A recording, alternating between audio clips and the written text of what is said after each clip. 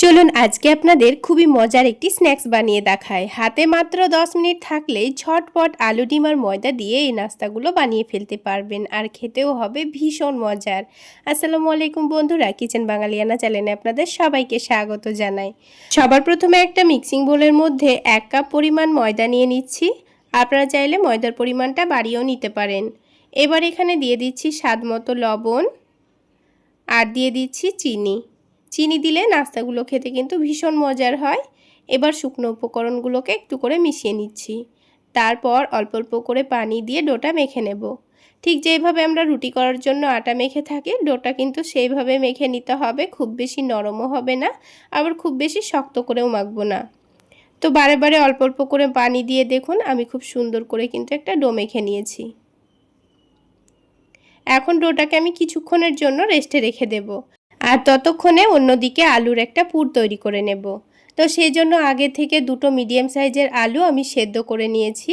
এখন একটা কাঁটা চামচের সাহায্যে আলু দুটোকে ভালোভাবে ম্যাশ করে নেব। আপনারা চাইলে আলুগুলোকে কিন্তু গ্রেটার দিয়ে গ্রেট করেও নিতে পারেন। তো দেখুন আমি কাঁটা চামচ দিয়েই কিন্তু খুব সুন্দর করে আলুগুলোকে ম্যাশ করে নিয়েছি। এখন এখানে কিছু মশলা দিয়ে দেব। তো সেই জন্য এক সাইডে আলুগুলোকে সরিয়ে নিচ্ছি। এবার সবার প্রথমে দিয়ে দিচ্ছি কয়েকটা রসুন। তো এখানে আমি রসুনগুলোকে কিন্তু ভেজে নিয়েছি, আর ভাজা রসুন দিলে কিন্তু আলুর পুরটা খেতে ভীষণ মজার হয়। তো ভাজা রসুনগুলোকে দেখুন আমি কাঁটা চামচের সাহায্যে খুব সুন্দর করে গলিয়ে নিচ্ছি। তো দেখুন রসুনগুলো কিন্তু খুব সুন্দর গলানো হয়ে গেছে। এখন দিয়ে দেব পেঁয়াজ ভাজা। এবার দিয়ে দেব ধনেপাতা কুচি। এই আলুটাকে রান্না করা ছাড়াও কিন্তু আপনারা এইভাবে পুরটা তৈরি করে দেখবেন, খেতে ভীষণ টেস্টি হয়। তাছাড়া আপনারা এইভাবে আলুর পুরটা তৈরি করে যে কোনো স্ন্যাক্স বা পরোটার মধ্যে ব্যবহার করতে পারেন, দেখবেন খেতে ভীষণ টেস্টি হয়।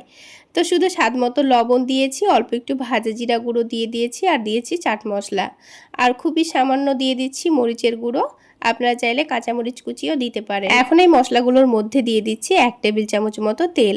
তো এই তেলটা দিয়েই কিন্তু আমি রসুন আর পেঁয়াজটা ভেজেছিলাম। তো ওই ভাজা তেলটাই আমি এখানে 1 টেবিল চামচ মতো দিয়ে দিচ্ছি। এতে করে আলুর পুরটার টেস্ট আরও অনেক গুণ বেড়ে যাবে। তো দেখুন সব কিছু মশলা একসঙ্গে প্রথমে মাখিয়ে নিচ্ছি। মাখানো হয়ে গেলে আলুটার সঙ্গে ভালোভাবে মাখিয়ে নিতে হবে। বন্ধুরা একবার হলেও আমার এই রেসিপি ফলো করে নাস্তাগুলো বানিয়ে খেয়ে দেখবেন। দেখবেন একবার বানিয়ে কাউকে খাওয়ালে আবার খাওয়ার রিকোয়েস্ট আসছে।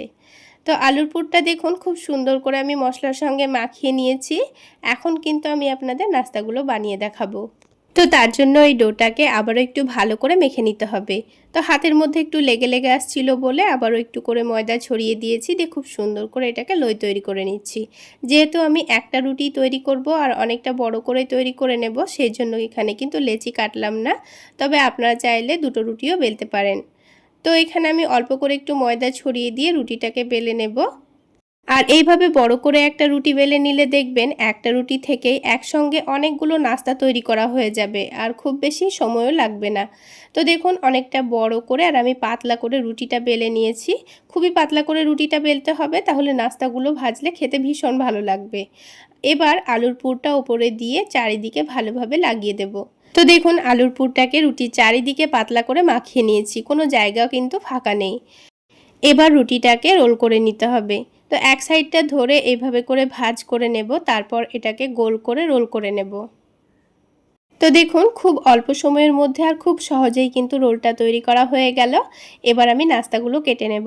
তো আপনারা যে কোনো শেপে নাস্তাগুলো কেটে নিতে পারেন। তো এবার রোলটা থেকে নাস্তাগুলো এক সমান করে কেটে নেওয়ার জন্য দুই দিকটা অল্প অল্প করে কেটে নিয়েছি।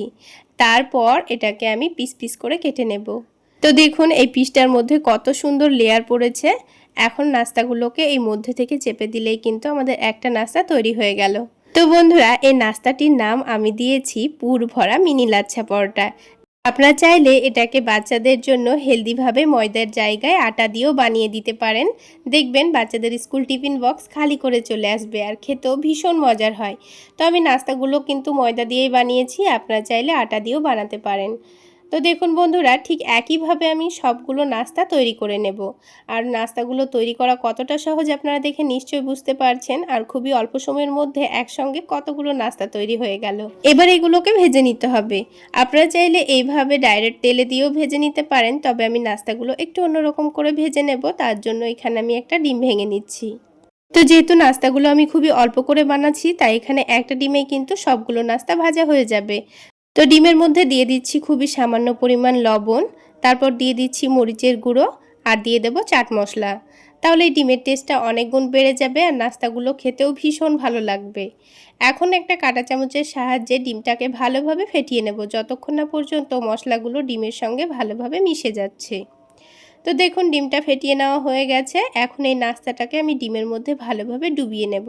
এইভাবে নাস্তাগুলো ডিমের মধ্যে ডুবিয়ে ভাজলে দেখবেন খুব বেশি মুচমুচে না হলেও নাস্তাগুলো খেতে কিন্তু ভীষণ মজার হয়। তো প্যানের মধ্যে খুবই সামান্য তেল দিয়ে দিয়েছি আর এই নাস্তাগুলো ভাজতে কিন্তু খুব বেশি তেলেরও প্রয়োজন হয় না। এবার একটা একটা করে নাস্তাগুলোকে ডিমের ব্যাটারে ডুবিয়ে তেলের মধ্যে ছেড়ে দিতে হবে।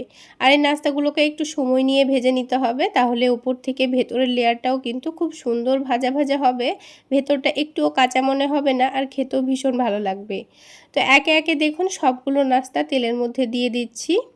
এবার গ্যাসের ফ্লেমটা মিডিয়ামে রেখে এগুলোকে 5 মিনিট মতো রেখে দেব। 5 মিনিট পরে নিচের দিকটা হালকা যখন কালার চলে আসবে তখন এটাকে আমি উল্টে দেব। তো দেখুন আমি একসঙ্গে কিন্তু কয়েকটা নাস্তা দিয়ে দিয়েছি আর বাকি নাস্তাগুলো আমি পরের ব্যাচে ভেজে নেব।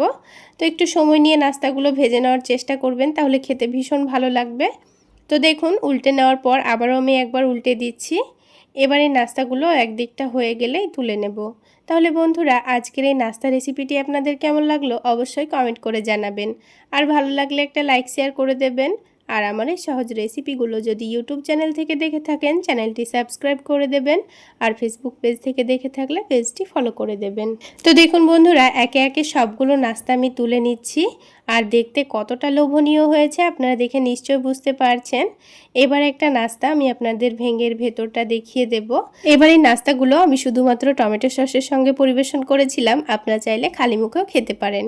তাহলে বন্ধুরা আজকে এই পর্যন্তই। সকলে অনেক বেশি ভালো থাকবেন, সুস্থ থাকবেন। দেখা হচ্ছে আবার একটি নতুন রেসিপি নিয়ে নেক্সট এপিসোডে।